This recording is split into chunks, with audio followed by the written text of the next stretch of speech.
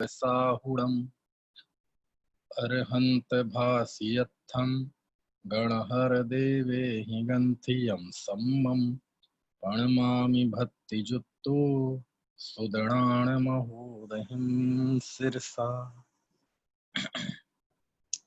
श्रुतावतार विषय पर हमारी बात चल रही है और श्रुतावतार के अंतर्गत आज से लगभग 1950 साल पहले लिखा गया एक महान ग्रंथ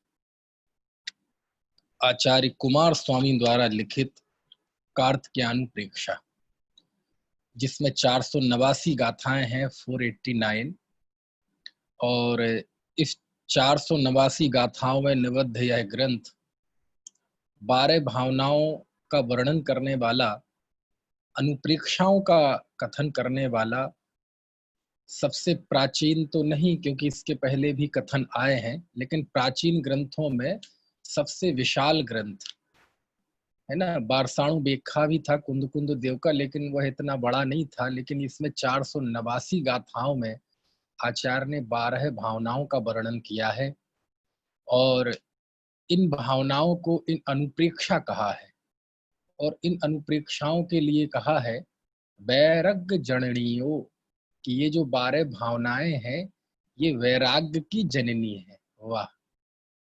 एक तो वैराग्य शब्द ही अपने आप में थोड़ा सा रोमांच पैदा करता है, और वैराग्य की भी जननी, वैराग्य की माँ, यहीं से वो छेड़ालाकार ने लिखा है ना, इन्हें चिंतत सम सुख जागे, नहीं वैराग्य उपावन माई चिंते अनुप्रेक्षा भाई, कि ये वैराग्य को उत्पन्न करने वाली माँ है, माई है ना, छेड़ालाकार ने, दौलत राम जी ने।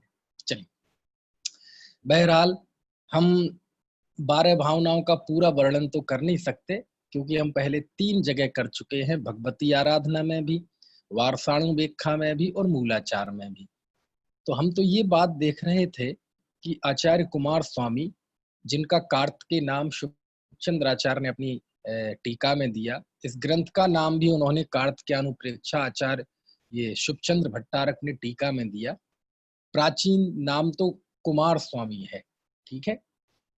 और चूंकि ये संभव है बाल ब्रह्मचारी रहे हो, इसलिए भी इनका नाम कुमार साथ में जुड़ गया हो, और दक्षिण भारत के रहे हो इसलिए स्वामी, आज भी दक्षिण भारत में स्वामी, चिन्ना स्वामी है ना, ये स्वामी शब्द जुड़ते हैं। तो उससे ये पता चलता है कि वैसे हमारे जितने भी प्राचीन आचार्य थे प्रायः सब दक्षिण भारत में ही हुए। आचार्य कुंद, आचार्य समंत भद्र, सब प्रायः दक्षिण भारत बहुत बड़ा क्षेत्र था हमारी जैन संस्कृति का। तो आचार्य परंपरा का प्रायः संबंध दक्षिण भारत से रहा और विद्वत परंपरा प्रायः उत्तर भारत में पनपी, है ना। खैर, तो ऐसे आचार्य कुमार स्वामी ने, हम बात कर रहे थे इसके मार्मिक पहलू की, जो बातें पहले भी हैं वो तो हैं ही, पूरा ग्रंथ ही मार्मिक है, लेकिन कुछ ऐसी बातें जो रिमार्केबल हैं, उसमें हमने कल बात की थी। तो हमारी बात छूटी थी कि आचार्य ने धर्म भावना, 2 भावनाओं का विस्तार से वर्णन किया, एक लोक भावना और एक धर्म भावना। धर्म भावना में आचार्य ने गृहस्थ धर्म, मुनि धर्म का स्वरूप बताया, और उसमें यह बताया था कि सम्यक दृष्टि कैसा निशंक होता है। तो सम्यक दृष्टि क्या विचार करता है, उसके संबंध में वो जो क्रमबद्ध पर्याय की गाथाएं हैं, गाथा 321, गाथा 322, गाथा 323, यानी 2000 साल की आगम परंपरा में किसी आचार्य ने किसी ग्रंथ में, किन्हीं गाथाओं में यदि क्रमबद्ध पर्याय की सबसे मुखर घोषणा की है तो वो कार्तिकेय स्वामी है। कार्तिकेयानुप्रेक्षा ग्रंथ है, धर्म भावना है, और गाथा 321, 22, 23 है ना, जिसमें ये कहा गया है कि जिस जीव का जिस देश में जिस काल में जन्म मरण हानि लाभ आदि जिनेंद्र भगवान ने नियत जाना है, नियत जाना है मतलब जाना है इसलिए नियत हुआ, निश्चित हुआ ऐसा नहीं, निश्चित है, उसे उन्होंने जाना है। उस जीव का उसी देश में जन्म मरण आदि होता है। को सक्कदी वारेदुम इंदो वा तह जड़ेंदो वा, उसे इंद्र जिनेंद्र कौन टालने में समर्थ है, अर्थात कोई टालने में समर्थ नहीं है। तो इन गाथाओं पे कषाय वश होकर पक्षपात की वजह से बहुत सारी इन गाथाओं का भी निषेध कर दिया। किसी ने कहा ये तो भावना की गाथाएं हैं, भावना की मतलब सत्य थोड़ी है। अच्छा, दोबारा भावना में जो जो कहा है वो झूठा है, किसी बात करते। किसी ने कहा कि ये तो गृहीत मिथ्यात्व के निषेध के लिए है, तो गृहीत मिथ्यात्व के निषेध के लिए भी है तो झूठ है कि सत्य है। किसी ने कहा कि ये तो भावना में कह दिया है, भक्ति में कह दिया है, ये भक्ति का प्रसंग चल रहा है, बारह भावना सम्यक दृष्टि की जो विचारधारा है वो भक्ति है केवल। अरे ऐसे तो भक्ति में जो कही गई बातें मतलब झूठी होती है, सीधे कहो ना कि आपको ये मानना नहीं है।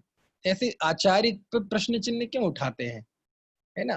किसी ने ये कहा कि ये तो जीव के विषय में कहा गया है, सभी द्रव्यों के विषय में थोड़ी कहा गया है। तो आप 323वीं गाथा पढ़ें, दो गाथाओं में तो ये बताया कि भगवान ने जैसा जीव का जैसा देखा है वैसा ही होता है, उसे कोई नहीं बदल सकता।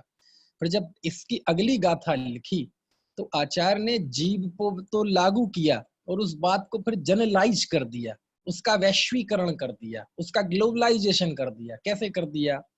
एवं जोड़ छेदो जान दि दब्बाणी शब्द पज्जाए सो दट सदिट्ठी शुद्धो जो संकद सोहु कुदिट्ठी।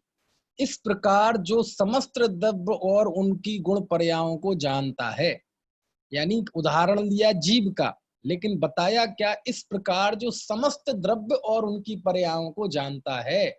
एवं इस प्रकार मतलब ऊपर दो गाथाओं में जो विधि बताई गई है ना, इस प्रकार जो समस्त द्रव्य और पर्यायों को जानता है। एवं, है ना, जाणदी एवं जोड़ छेदो जाणदी दब्बाणी सब पच जाए सो सदिट्ठी शुद्धो, वह शुद्ध सम्यक दृष्टि है।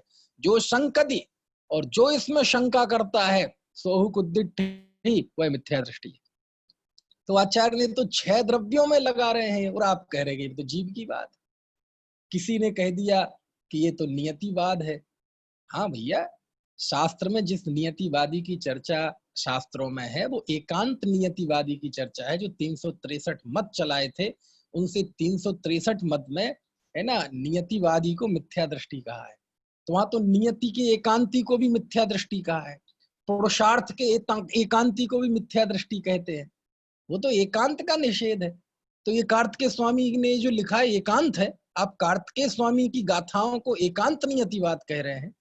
हाँ, इतना जरूर है कि एकांत नियतिवाद के लिए जो उन्होंने गाथाएं लिखी हैं आचार्य ने, वो और ये कार्तिकेयानुप्रेक्षा की गाथाएं आजू बाजू लिख लें तो बिल्कुल जैसा लगेगा जैसे एक ही बात है। तो भैया, भाषा तो एकांती और सम्यक एकांती, मिथ्या एकांती की एक सी ही होती है। सम्यक और मिथ्यापना तो हमारे यहाँ माथे में होता है ना, वाणी तो एक सी ही होती है। एकांती भी कहेगा आत्मा नित्य है, और अनेकांती भी कहेगा आत्मा नित्य है। मिथ्या एकांती सांख्य भी कहेगा आत्मा नित्य है, और अध्यात्म में भगवान कुंद कुंद देव भी कहेंगे कि आत्मा नित्य है।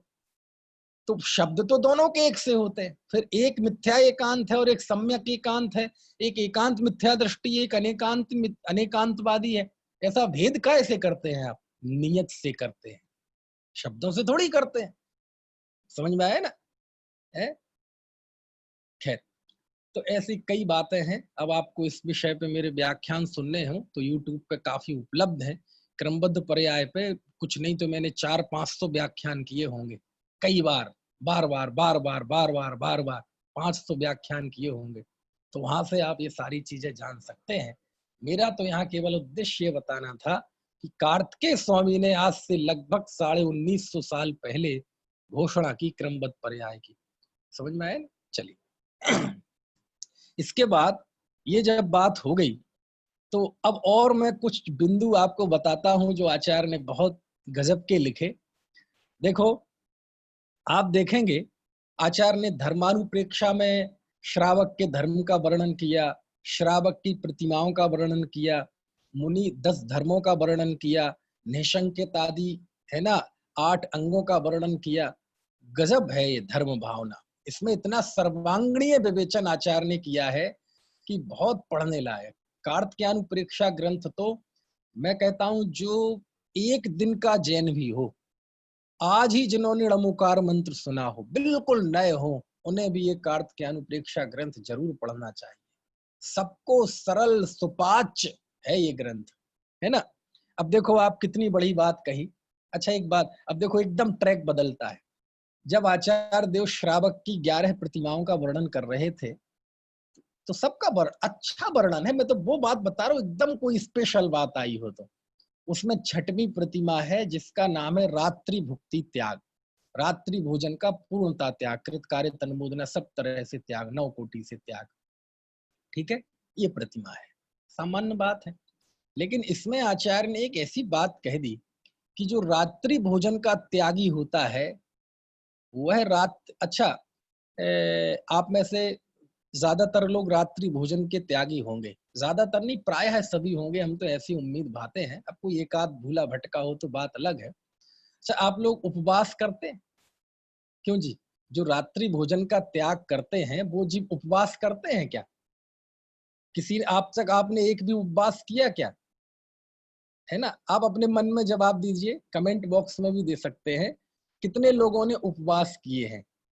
एक उपवास साल में, 2 उपवास, 10 लक्षण में, अथवा अष्टमी अथवा चतुर्दशी, कोई उपवास करता है? देखो क्या करते हैं, कहते हैं कार्तिकेय स्वामी, कार्तिकेय स्वामी कहते हैं यदि आपने रात्रि भोजन का त्याग कर रखा है तो आप साल में 6 महीने उपवास करते हैं। क्या कहा निलय जी? गाथा पढ़ के बताऊं? देखो क्या लिखा। ये 383 नंबर की गाथा है, आप बाद में देख सकते हैं, सामने ग्रंथ है तो इससे तो बढ़िया बात हो नहीं सकती कोई। जोड़िसी भुत्तिम बज्जदी सो उपवासम करेदि छम्मासम। वाह। जोड़िसी भुत्ति बुज्जदी, जो रात्रि भोजन का त्याग करता है सो वह उपवासम करेदि, उपवास करता है, छम्मासम, 6 मास का उपवास करता है। आहा। संवत्सरस्य मध्य, और पूरे साल के बीच में, आरंभम यदिरणीय, और रात्रि में समस्त आरंभ का भी वह त्याग करता है। जब रात्रि भोजन नहीं करेगा तो बनाएगा भी नहीं, है ना, शोध भी नहीं करेगा, कुछ भी नहीं करेगा। तो 6 महीने का वह उपवास भी करता है साल में, और 6 महीने का वो आरंभ त्याग भी कर देता है। कितनी बड़ी बात लिखी है, आप बताओ।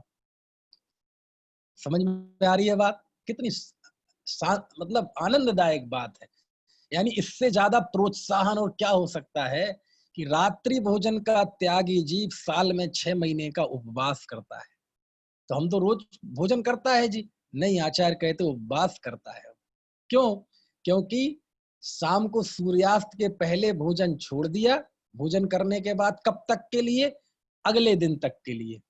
और यदि उस दृष्टि से 6 महीने से भी ज्यादा निकलेंगे, ये तो मोटा मोटा कह दिया। क्यों?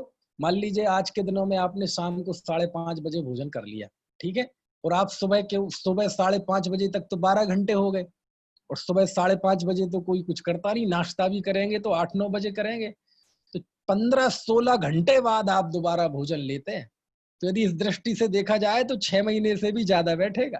लेकिन आचार्य ने मोटा मोटा बताया, जो रात्रि भोजन का त्याग करता है वो 6 महीने का उपवास करता है। कितनी बढ़िया बात, देखो। आहा। जोड़ी सी भुत्तिम बज्जदी, कोई ऐसा नहीं लाग लपेट, सो उपवासम करेदी छम्मासम, ऐसा। ठीक है, एक बहुत। इसके बाद जब आचार्य 10वीं प्रतिमा का वर्णन कर रहे थे तो एक बहुत गजब प्रयोग किया आचार्य ने। 10वीं प्रतिमा का नाम है अनुमति त्याग। अनुमति त्याग मतलब वह घर में रहे, वह प्रतिमाधारी, चाहे कहीं दूसरी जगह रहे, बाहर रहे, धर्मशालाओं में वगैरह, आश्रमों में रहे, लेकिन घर में भी रहे, कहीं भी, वह किसी भी हिंसा के कार्य की अनुमति नहीं देता, अनुमोदना नहीं करता, बिल्कुल भी नहीं करता। घर वाले कोई काम कर रहे हैं, सफाई, है ना, शादी विवाह, या कोई भी कार्य, दुकान बनाना या लकड़ी का कार्य या भोजन बनाना, वह किसी चीज की अनुमोदना नहीं करते। कोई सलाह मांगे, बाबा जी क्या कर लें, आप बुजुर्ग हैं बताओ, चुप, वो कोई अनुमोदना नहीं करते। तो इस अनुमति त्याग 10वीं प्रतिमा में आचार्य ने एक अद्भुत प्रयोग किया। और जो लोग कहते हैं कि क्रमबद्ध पर्याय से पुरुषार्थ का नाश होता है, पुरुषार्थ का नाश होता है, आप पढ़ें आचार्य की ये 388वीं गाथा। आचार्य ने यहाँ भवितव्यता को याद किया। सोचो आप, भावना में और चरणान योग के प्रसंग में आचार्य ने भवितव्यता को याद किया और कहा कि जब भी कोई ऐसी बात आती है तो वह जीव भवितव्यता का विचार करता है। जो कार्य जहां जैसा होना हो जाएगा, मेरी उसमें कोई अनुमोदना नहीं है, ऐसा लिखा। देखो मैं गाथा पढ़ के बताता हूं। जो अणुमणम नकुणदी गेहथ कज्जेसु पाव मूलेसु भवियब्बम भावंतो अणुमण विरोहवे सोदु। 388वीं गाथा मिल गई नहीं जी? क्या लिखा देखो, जो अणुमणम न कुणदी, जो अनुमनन नहीं करता, गेहथ कज्जेसु पाव मूलेसु, गृहस्थ के पाप ही जिसका मूल है, ऐसे कार्यों में वह कोई अनुमति अनुमोदन नहीं करता। तो क्या करता है? भवियब्बो भावंतो, आहा आहा, भवितव्यता की भावना करता है। जिसको हम क्रमबद्ध पर्याय को कषाय की वजह से ना जाने कैसी कैसी बातें करते हैं, एकांत है, ये है, वो है। आचार्य कार्तिकेय स्वामी कहते हैं वह 10वीं प्रतिमाधारी जीव भवितव्यता का विचार करता है। निपुण भाई समझ में आ रहा है? भवितव्यता का लिखा, भवियब्बम भावंतो, वह जीव भवितव्यता को भाता है, भवितव्यता को भाने वाला वह जीव अणुमण विरोह हवे सोदु, वह अनुमति प्रतिमा वाला होता है, मतलब समस्त प्रकार की अनुमति से विरत होता है। कितनी बढ़िया बात लिखी है। यानी ये भवितव्यता का चिंतन हमें पाप से विरत करता है, समस्त गृहीत मिथ्यात्व से बचाता है, दुर्विकल्पों से बचाता है, दुर्वासनाओं से बचाता है, उतावलेपन से बचाता है। और मालूम, आप क्रमबद्ध पर्याय की स्वरूप समझो तो जो गृहीत मिथ्यात्व छोड़ने में जीवों को पीढ़ियां निकल जाती हैं, क्रमबद्ध पर्याय मोटी मोटी भी समझ में आ जाए ना, तो गृहीत मिथ्यात्व तो चुटकी में चला जाए, षड अनायतन तो चुटकी में चले जाएं, 3 मूढ़ता तो चुटकी में चली जाए, भय तो चुटकियों में चला जाए, मद तो चुटकियों में चला जाए, है ना। खैर अभी वहां नहीं जाना हमें। मुझे तो एक स्पेशल बहुत गजब, कोई चरणान योग में प्रतिमा के स्वरूप में भी कोई भवितव्यता की बात कर सकता है क्या? हाँ कर सकता है। किसने की? आचार्य कार्तिकेय स्वामी ने की। कब? आज से 1950 साल पहले, है ना अद्भुत। चलो अब देखो, एक और मुझे बहुत गजब चीज, गाथा 401। जब मुनि धर्म की बात करते हैं इसी धर्म भावना में, आपने 10 धर्मों में उत्तम त्याग धर्म है, ठीक है, और त्याग धर्म में ज्यादातर चर्चा दान की होती है। तो मेरे पास प्रश्न आए थे और मुझसे बड़े भारी विद्वान ने किए थे प्रश्न। उस समय मैंने ध्यान नहीं दिया, अब कितना आगम देखते कि साहब आप कहते हैं दान अलग है और त्याग अलग है, और उसमें कई सारी डिफरेंस, दान पुण्य है, त्याग धर्म है ना। दान पराधीन है, त्याग स्वाधीन है, 4 प्रकार का दान है। उस दान में त्याग लगा दो, यदि अर्थ बदल जाए तो समझ लेना दोनों अलग अलग हैं। आहार दान, आहार त्याग, ज्ञान दान, ज्ञान त्याग, बोले कितना फर्क है दोनों में। तो उन्होंने मुझसे प्रश्न किया कि आप शास्त्रों में जहां भी त्याग धर्म की बात आती है, आप देख लें वहां दान की बात आती है, ठीक है। त्याग का कोई ऐसा स्थल बताओ कि त्याग धर्म की बात हो और दान की चर्चा ना हो।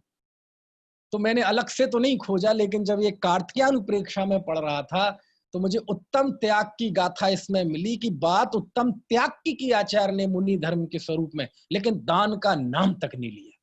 पढ़ के सुनाऊंगा था। देखो ये है गाथा 401।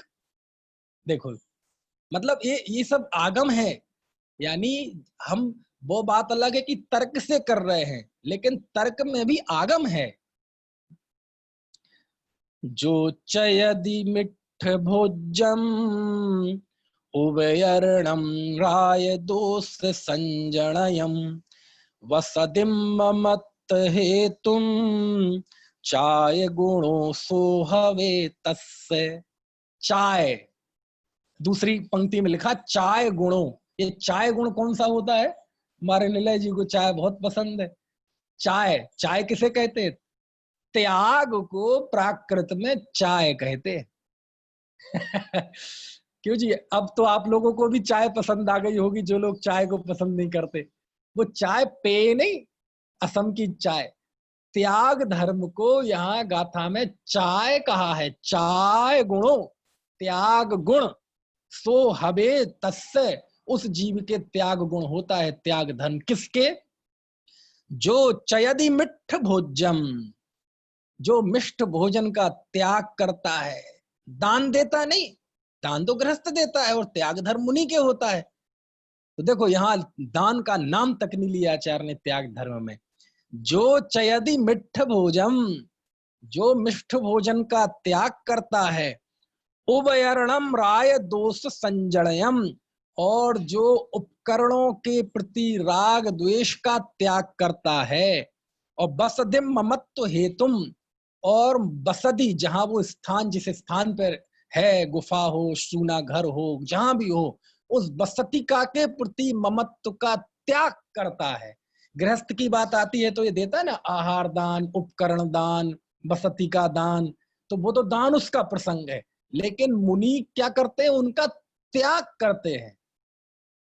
चाय गुणों सो हव तस्य, उस जीव को त्याग गुण होता है। देखो, बोलो, त्याग में कहीं दान की बात की क्या? तो दान व्यवहार से त्याग है, उसका निषेध नहीं है। लेकिन जब मुझसे किसी ने पूछा था कि कहाँ है जहां भी त्याग की बात होती है, दान की बात होती है, बताओ शास्त्रों में कहाँ लिखा? देखो ये लिखा, यहाँ दान का नाम तक नहीं लिया आचार्य ने मुनि धर्म के प्रसंग में।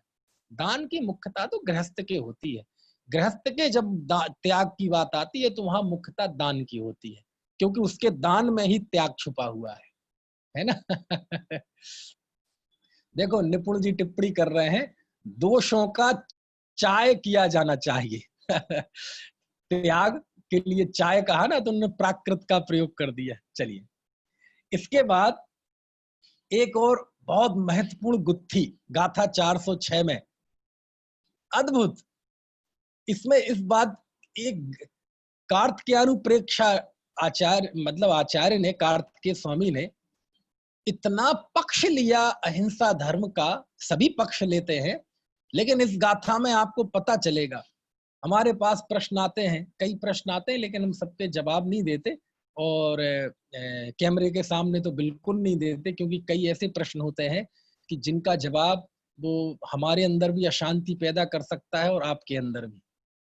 तो फल, फूल, स्थावर जीवों की हिंसा, है ना, पृथ्वी का है, जल का है, अग्नि का है, वायु का है, कृषि, इन सब चीजों के प्रति गृहस्थ के जीवन में तो ये सारी चीजें होती हैं। लेकिन जब बात मुनि धर्म की आती है, तब आचार्य कार्तिकेय स्वामी क्या कहते हैं? देखो क्या होता है अहिंसा महाव्रत, एक गाथा पढ़ के मैं बताता हूँ। सब देखो, ये सब जो फूल फल और जमीन खोदना, पेड़ पौधे काटना, और ये जो कृषि है, पशुपालन है, या अस्पताल आदि है, आखिर इनसे होती तो धर्म की प्रभावना है ना, तो करना चाहिए, इसमें क्या है? यदि प्रभावना के निमित्त होती है तो होती है। बोले हाँ, गृहस्थ के होती है, और मुनि के तो अब मेरी तो हिम्मत कुछ कहने की है नहीं। लिंग पहाड़ों में मैंने बताया था। अब देखो कार्तिकेय स्वामी आपकी इस तर्क का क्या जवाब देते हैं। ऐसा जवाब दिया है कि ऐसा प्रश्न करने वाला जीव शर्मशार हो जाए। देखो क्या लिखते हैं, जो 406 नंबर की गाथा। देव गुरुण निमित्तम, हिंसा सही दो भी हो दिजदि धम्मो। आहा, हिंसा रही दो धम्मो, इदि जिण बयणम हवे अलियम। देखो अब अर्थ समझो आप, आचार्य क्या कहते हैं। क्या आकर्षण है आचार्य के वचनों में। मेरे पास तो शब्द नहीं है, मैं क्या व्याख्या करूं। यदि गाथा का ही सामान्य अर्थ आपको समझ में आ गया तो ये गजब होगा। देखो लिखते हैं आचार्य, देव गुरुण निमित्तम, देव और गुरु के निमित्त हिंसा सहितो भी, यदि देव और गुरु के निमित्त भी आप हिंसा करते हैं, होदी यदि धम्मो, यदि धम्मो मतलब यति धर्म, ग्रस्त की बात नहीं है, ग्रस्त के तो देव गुरु के धर्म के निमित्त तो उसके जीव की हिंसा ही होती है, त्रस स्थावर तो ना सही, लेकिन स्थावर जीव की हिंसा देखी जाती है।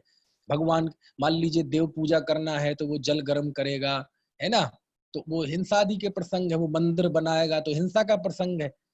तो मंदिर बनाना, ये सब करना गृहस्थ धर्म में तो देखा जाता है, लेकिन यहाँ बात गृहस्थ धर्म की नहीं है। क्या लिखा? जदि धम्मो, जदि धम्मो मतलब यति धर्म। क्या लिखा आचार्य ने कि यदि यति धर्म भी देव गुरु के निमित्त हिंसा सहित हो, यदि मुनि धर्म में भी ऐसा कहते हैं कि मुनि धर्म में भी यदि हिंसा हो, हिंसा कौन सी? विषय कशालसा की आकांक्षा की वजह से नहीं, देव गुरु धर्म के निमित्त से, धर्म के निमित्त से, भगवान के निमित्त से, जिन प्रतिमा के निमित्त से, मंदिर के निमित्त से, गुरु के निमित्त से यदि यति धर्म भी हिंसा सहित हो, तो आचार्य देखो कितनी खतरनाक बात कहते हैं, हिंसा रही दो धम्मो, धर्म हिंसा से रहित है, इदि जिण वयणम, यह जिन वचन हवे अलियम, यह झूठा हो जाएगा, मिथ्या हो जाएगा, असत्य हो जाएगा। कितनी बड़ी बात कह दी, बोला है, कितनी बड़ी बात कह दी। सोचो आप, जो जीव ये कहते हैं कि घरों में तो अग्नि जलाते हो, ये करते हो, वो करते हो, वहां तो हिंसा का विचार नहीं करते, मंदिर में सब विचार करोगे। देखो आचार्य क्या कह रहे हैं, यति धर्म में यदि देव और गुरु के निमित्त से भी हिंसा को शामिल कर लिया जाए, तो तुम ये जो कह रहे हो ना कि हिंसा से रहित धर्म होता है, अहिंसा परमो धर्मा, कहते ये जिन वचन, भगवान का कहा हुआ वचन, ये झूठ सिद्ध हो जाएगा, अलियम, झूठ हो जाएगा, ऐसा लिखते हैं। सोचो कितनी बड़ी बात है। ये गाथा वास्तव में ये मतलब क्या कहना चाहिए, फ्लैक्स पे लिखवाने लायक है, व्यापक प्रचार करने लायक है ये गाथा। जिन लोगों ने हिंसा, धर्म में हिंसा जोड़ दी, समझ में आया ना, अयत्नाचार रूप प्रवृत्ति जोड़ दी, जीवों का घात जोड़ दिया, और उसकी लंबी लंबी वकालत, देखो क्या लिखते हैं। अब बताओ, गृहस्थ धर्म में फूल पत्ती, है ना, वनस्पति, कृषि, पशुपालन, ये सारी चीजें हो सकती हैं? मुझे नहीं पता हो सकती है कि नहीं, कार्तिकेय स्वामी से पूछो आप। कार्तिकेय स्वामी कह रहे हैं यदि यति धर्म में भी यदि हिंसा आ जाएगी, और हिंसा कैसी? भगवान के निमित्त, गुरु के निमित्त, मंदिर के निमित्त, तीर्थ के निमित्त, जिन प्रतिमा के निमित्त, यदि इन धर्म धर्मायतनों के जरिए भी यदि इसके निमित्त भी यति धर्म में हिंसा आ जाएगी, तो आचार्य कितनी बड़ी बात कहते, शर्मसार कर देने वाली बात, कि जिन वचन जो हैं कि धर्म हिंसा से रहित होता है, अहिंसा परमो धर्म, कहते ये बात झूठी सिद्ध हो जाएगी। क्यों? क्योंकि जब महाव्रती के जीवन में भी हिंसा, ऐसी हिंसा होगी, तो अब बचा कौन? इनसे बड़ा कौन धर्मात्मा है? फिर तो ये कहना ही झूठा हो जाएगा कि अहिंसा परमो धर्म। ये लिख रहे हैं आचार्य, यकीन ना हो गाथा 406 देख लेना। तो ऐसे बहुत स्पेशल स्पेशल बातें आई है कार्तिकेय अनुप्रेक्षा में, समझ में आया? और देखो आचार्य ने 409, गाथा 410, गाथा 411, इन तीन गाथाओं में पुण्य की उपादेयता का निषेध किया, पुण्य की उपादेयता का। और ऐसा तक लिखा 409वीं गाथा में, पुण्यम बीजो समिच्छदि संसारो तेण इह दो होदी, पुण्यम सुख गई हेदुम पुण्य बाणम। आचार्य लिखते हैं यदि आप पुण्य की इच्छा करते हैं, पुण्यम बीजो समिच्छदि, जो जी पुण्य की इच्छा करता है, संसारो तेण इह दो होदी, वह जीव संसार की ही इच्छा करता है। पुण्य की इच्छा मतलब संसार की इच्छा, देखो तो। और मोक्ष तो होता है तो पुण्यम सुगई हेतुम पुण्यम खैणेव निब्बाणम, पुण्य तो सुगति का हेतु है, उसके क्षय से निर्वाण की प्राप्ति होती है। कितनी बड़ी बात कहते हैं। क्या करें, ये सब आज से 2019 1900 साल पहले आचार्यों ने लिख दी है, लेकिन हम पढ़ते नहीं, पढ़ते हैं तो किंतु, परंतु, इफ, बट ऐसे लगा के उन सब का निषेध कर देते हैं। समझ में आया ना? अरे और क्या लिखे, 411वीं गाथा का अंतिम पद देखो, उसमें आचार्य कहते हैं पुण्य भी माँ आयरम कोण, हे मुनि पुण्य में का भी आदर मत करो। हम तो पुण्य को धर्म बताते हैं, नहीं तो धर्म तो है ना वो परंपरा से मुक्ति का कारण तो है ना। हाँ परंपरा से है, तो यदि हम बताते हैं तो क्या गलत करते हैं?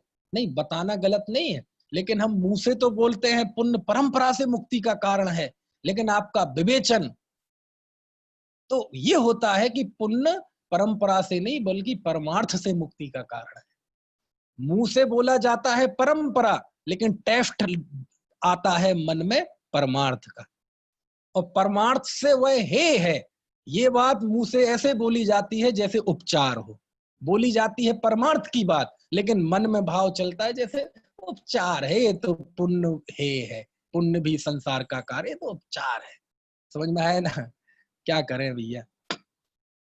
और देखो 463वीं गाथा, सुनना बहुत ध्यान से। 463वीं गाथा में वहां भी मुनि धर्म की बात चल रही है, और फिर बाद में आचार्य उसकी बात करते करते कहते हैं, है ना, स्वाध्याय की बात करते हैं, 12 तपों की बात करते हैं। तो स्वाध्याय तप की बात करते हुए आचार्य गाथा लिखते हैं। देखो मैं गाथा पढ़ के बताता हूं, है ना, कि साहब शास्त्र तो बहुत है, द्वादशांग का तो बहुत वर्णन है, इतने शास्त्रों को हम कैसे पढ़ें? द्वादशांग तो आज उपलब्ध भी नहीं है, लेकिन आज भी शास्त्र बहुत है। हमारी तो बुद्धि उतनी है नहीं, हमें तो भाषा आती नहीं है, शक्ति भी कम है, क्या करें तो हम? तो आचार्य देखो क्या कहते हैं, जो अपाड़म जान दी असूय शरीरादु तच्चदो भिंडम। वाह, जो अपाड़म जानदी, जो आत्मा को जानता है, कैसे? असुई शरीर आदि, अशुचि शरीर आदि, आदु तच्चदो भिंडम, अशुचि शरीर आदि से जो अपने आत्मा को भिन्न जानता है। कैसा जानता है? भिन्न भी मतलब जाणग रूप स्वरूपम, स्वयं को ज्ञायक स्वरूप जानता है, सो वह सत्थम जान दे सब्बे, वह जीव समस्त शास्त्रों को जानता है। अरे रे, क्या गजब है। समझ में आया ना? क्या गजब है। आचार्य कहते तुम यदि अपने आप को ज्ञायक स्वभावी जानते हो, अशुचि शरीर से भिन्न जानते हो, आप समस्त शास्त्रों को जानते हो। यही बात 14वीं 15वीं गाथा में थी समय सार में, जो पස්සदि अपाड़म अबुद्ध पट्ठम अणर्णलम नियदम अवशेष संत मध्यम पස්සदि जिण सासणम शब्दम। वही बात यहीं इन्हीं सब प्रसंगों को लेकर इष्टोपदेश में लिखी आचार्य पूज्यपाद स्वामी ने, देवनंदी पूज्यपाद स्वामी ने, कि पूरे जिनागम का सार क्या है? बोले मैं आत्मा हूं और ये शरीर भिन्न है, ये समस्त जिनागम का सार। और ये तुमने जान लिया ना, बोले आपकी मुट्ठी में समस्त शास्त्र आ गए, पूरा द्वादशांग आपकी मुट्ठी में आ गया। तो आज द्वादशांग तो उपलब्ध नहीं है, पुण्य पाप के उदय से बहुत कम उपलब्ध है, लेकिन इन्हीं साधनों के बीच में कहते हैं चिंता मत करो, द्वादशांग का तो विच्छेद हो गया, बहुत थोड़ा अंश बचा है। लेकिन यदि हे मुनियों, यदि तुम आत्मा को जानते हो तो समझ लो तुमने सारे द्वादशांग को जान लिया। ऐसा 12 तपों के वर्णन में स्वाध्याय नाम के तप में आचार्य ऐसा लिखते हैं, है ना? क्या बताएं। फिर उसके बाद आचार्य ने ध्यान नाम के तप का वर्णन किया। निलय जी, ध्यान नाम के तप का वर्णन, और ध्यान के वर्णन में वो शुक्ल ध्यान की पुरानी परंपरा है, ये आचार्य भी शुक्ल ध्यान को 11वें 12वें गुण स्थान में ही मानते हैं, है ना? प्राचीन जो परंपरा है कुंद कुंद देव और भगवती आराधना और मूलाचार और कार्तिकेय स्वामी, इन्होंने शुक्ल ध्यान 11वें गुण स्थान में पहला, 12वें में दूसरा, ऐसे माने हैं। तत्वार सूत्र के बाद की टीकाओं में अकलंक स्वामी आदि ने उन्होंने 8वें गुण स्थान से माना है, यहाँ लेकिन वो ऊपर माना है। चलिए वो बात अभी ज्यादा मुख्य नहीं करनी। अब इसमें एक गाथा और मैं पढ़ता हूं और आपसे निवेदन है, निवेदन, आप इस गाथा को याद करें। यह है 476वीं गाथा। अभी जो शाम के समय अष्टपाहुड़ ग्रंथ पे व्याख्यान चल रहे हैं मेरे, अष्टपाहुड़, और उसमें दर्शन पाहुड़ चल रहा है। और उस दर्शन पाहुड़ में अभी कल की बात थी, परसों की, ये गाथा का मैंने स्मरण किया और सबको कहा कि आपको ये गाथा याद करनी है, होमवर्क दिया था। तो कई लोगों ने की और कई लोगों ने कर ली होगी, लेकिन कल मैं पूछ नहीं पाया। मैं आपसे भी अनुरोध करता हूं, जो भी श्रोतावतार सुन रहे हैं, आप लोग ये गाथा जरूर याद करें। क्या है इस गाथा में? इसमें धर्म का स्वरूप बताया है। तो पंडित जी हमें तो पता है धर्म का स्वरूप क्या है। बोले क्या है? बोले बत्थु स्वभावो धम्मो। कहाँ लिखा, कौन से शास्त्र में लिखा? मैं पूछ सकता हूं ना कि हम जो रटते हैं परिभाषा, झंडा, बत्थु स्वभावो धम्मो, बत्थु स्वभावो धम्मो, बत्थु स्वभावो धम्मो, कहाँ लिखा? कौन से शास्त्र में लिखा? हमें पता ही नहीं है कहाँ लिखा। तो यही है क्या परिभाषा? बोले नहीं, हमने तो सुना है 10 उत्तम क्षमा आदि 10 धर्म भी धर्म है। नहीं, हमने तो सुना है रत्नत्रय धर्म है। अरे हम तो सुना है जीवदया ही धर्म है। आचार्य कार्तिकेय स्वामी ने एक गाथा में धर्म की 4 परिभाषाएं दी हैं। एक गाथा में, सोचो आप, समझ में आया ना? और वो 476वीं गाथा है। देखो आप क्या अद्भुत, 476वीं, एक गाथा में धर्म के 4 लक्षण, 4 परिभाषाएं। ये गाथाएं तो ऐसी याद होनी चाहिए जैसे हमें अपना नाम याद होता है। धर्मात्मा है और धर्म की परिभाषा नहीं पता, है ना? पढ़ो जरा 476वीं गाथा।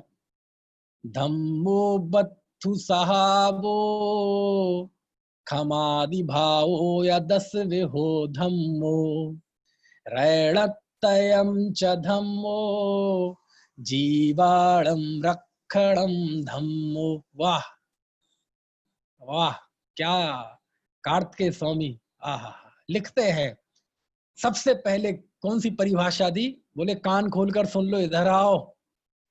धम्मो बत्थु सहाबो। वाह, धर्म किसका नाम है? वस्तु के स्वभाव का नाम धर्म है। कैसी है वस्तु? वस्तु उत्पाद व द्रव्यात्मक है, सत्ता स्वरूप है ना? और कैसी है वस्तु? अस्तित्व, वस्तुत्व, है ना? द्रव्यत्व आदि अनंत सामान्य गुणों वाली है।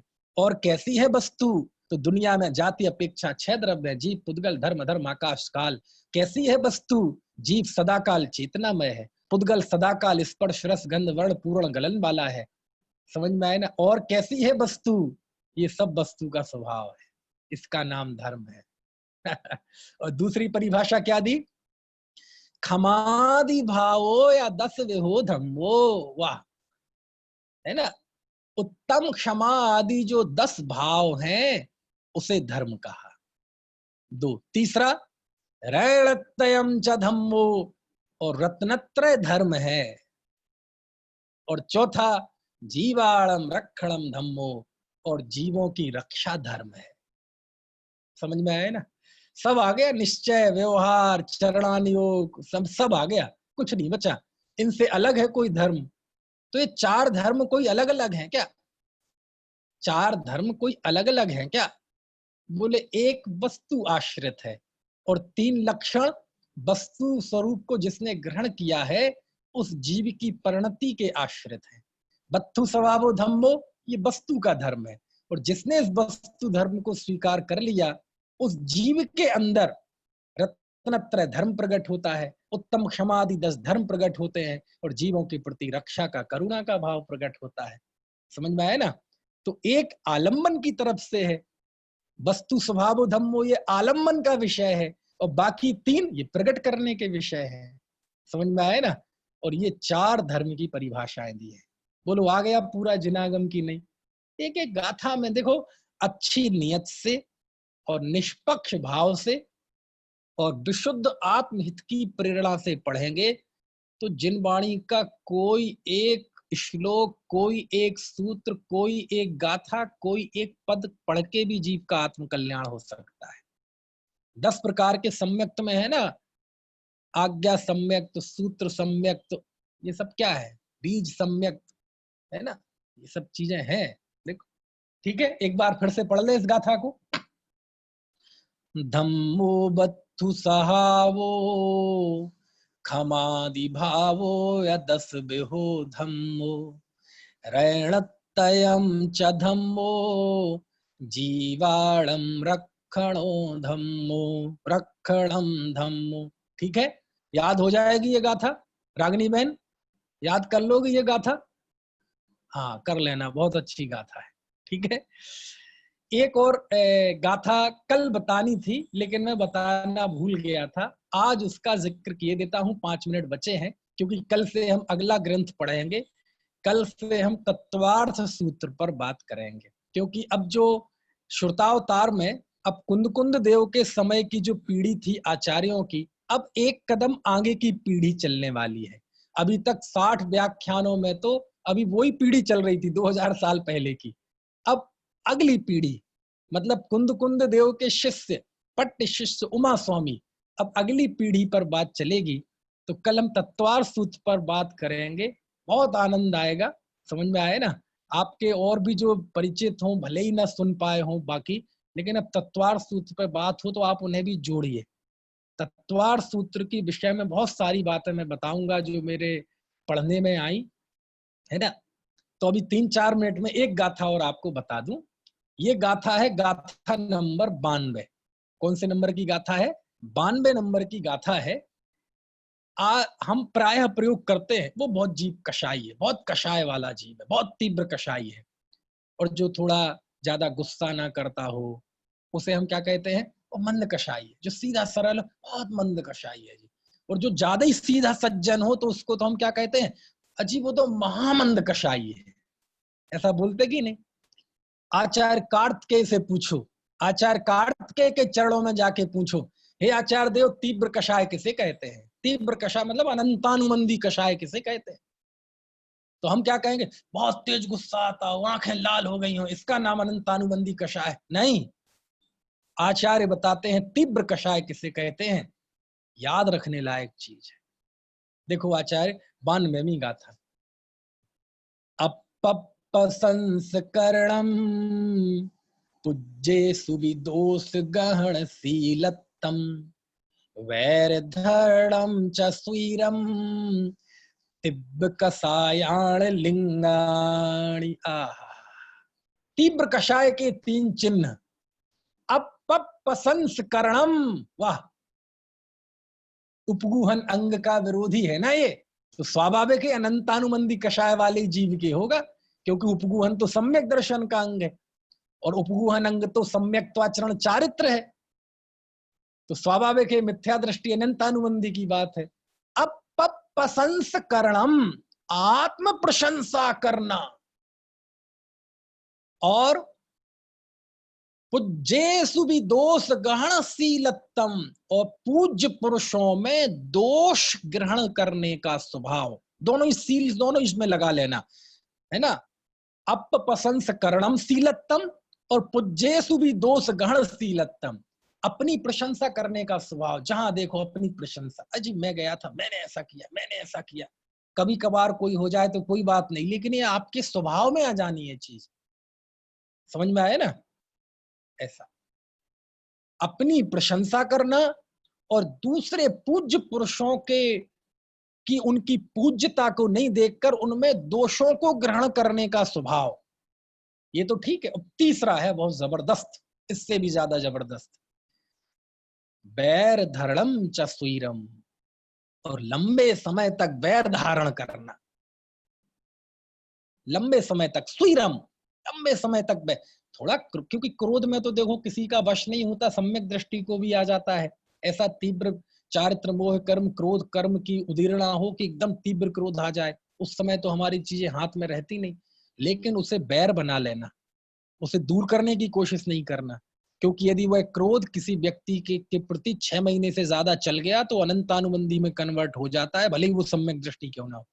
तो स्वीरम मतलब सिद्धांत की दृष्टि से देखा जाए तो 6 महीने से ज्यादा, और सामान्य तौर पर देखा जाए तो जो बैर धारण करता है, बैर बैर कमठ का पिछले 9-10 भावों से बैर चल रहा था, एक तरफा। आपने एक तरफा प्यार तो सुना होगा, लेकिन कमठ ने एक तरफा बैर धारण किया था पार्श्वनाथ से।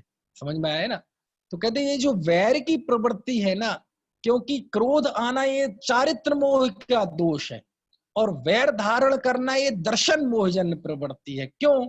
क्योंकि चारित्र मोह की वजह से क्रोध आ गया, लेकिन हम उसे दूर करने की कोशिश नहीं कर रहे, उसे जमाए रखना चाहते, मैं देख लूंगा, कभी तो मौका आएगा। इसका मतलब आप उस क्रोध में सुख अनुभव करते हैं, उसमें आप उपादेय मानते हैं। नहीं तो अच्छी चीज को लोग बनाना रखना चाहते हैं, बुरी चीज को कौन बनाए रखना चाहेगा? शरीर पे गंदगी पड़ जाए तो तुरंत हटाएंगे, क्यों? हम उसे अनिष्ट मानते हैं। लेकिन जिसे रखना चाहते हैं घर में, तिजोरी में पाल पोष कर सुरक्षित रखना चाहते हैं, इसका मतलब उसे अच्छा मानते हैं। और जब हम उस क्रोध को दूर नहीं करना चाहते, इसका मतलब आप उसमें सुख मानते हैं। उस बैर भाव को आचार्य ने तीव्र कषाय का लक्षण लिखा है। तो आप समझ लेना कि हम तीव्र कषाई हैं कि मंद कषाई हैं। अपनी प्रशंसा करते रहना, दूसरों की बुराई देखते रहना और वैर धारण करना, तीव्र कषाय के लक्षण। ऐसी बहुत अद्भुत अद्भुत बातें हैं। अंत में फिर आचार्य ने अंतिम गाथा में 489 गाथा में, चूंकि ये स्वयं कुमार थे, एक कुमार हो सकता है इनका विशेषण हो। क्यों? क्योंकि अंत में उन्होंने 5 बाल यतियों की वंदना की। 24 तीर्थंकरों में वासुपूज, मल्लीनाथ, नेमिनाथ, पार्श्वनाथ, महावीर, ये 5 बाल यति हैं। इनकी वंदना करके उन्होंने ग्रंथ का समापन किया। इस तरह ये कार्तिकेयानुप्रेक्षा ग्रंथ पूरा हुआ। कल से हम आगे परंपरा बढ़ाएंगे और तत्वार्थ सूत्र पर बात करेंगे। अभी का समय